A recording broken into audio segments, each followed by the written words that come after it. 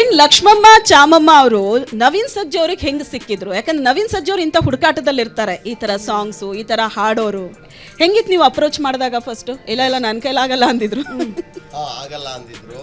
ಆಮೇಲೆ ಅವ್ರ ಉತ್ಸಾಹ ಸ್ಟಾರ್ಟಿಂಗ್ ಆಗಲ್ಲ ಅಂದಿದ್ರು. ಆಮೇಲೆ ನಾವು ಎಷ್ಟು ಸಲ ಕರೆದ್ರೂ ಬಂದು ಎಷ್ಟು ಹೇಳ್ಕೊಟ್ರು ಬೇಜಾರು ಮಾಡ್ಕೊಳ್ಳದೆ ಚೆನ್ನಾಗಿ ಹಾಡಿದ್ರು.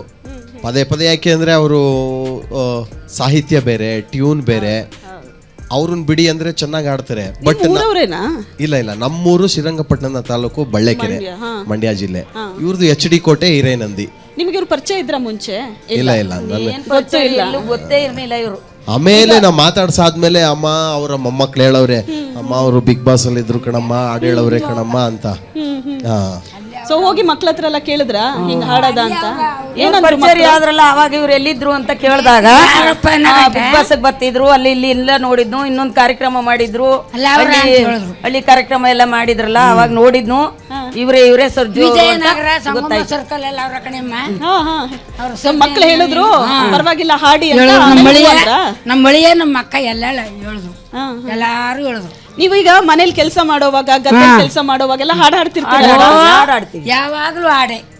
ನಾಟಿ ಮಾಡುವಾಗ, ಕಳೆ ಕೀಳುವಾಗ ಹಿಂಗ್ ನೋಡಿ ಕಟ್ಟಿ ಪದಗಳನ್ನ ಹಾಡ್ಬಿಡ್ತಿರಲ್ಲ ನೀವು.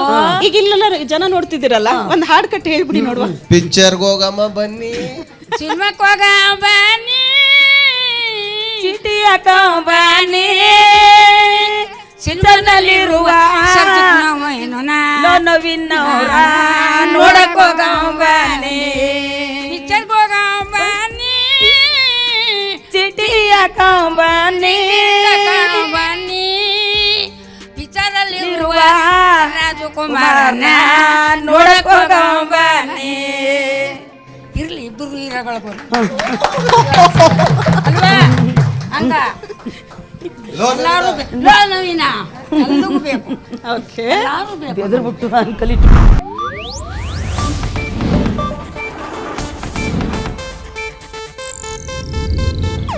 ಇದು ಏಷ್ಯಾನೆಟ್ ನ್ಯೂಸ್ ನೆಟ್ವರ್ಕ್ ಪ್ರಸ್ತುತಿ.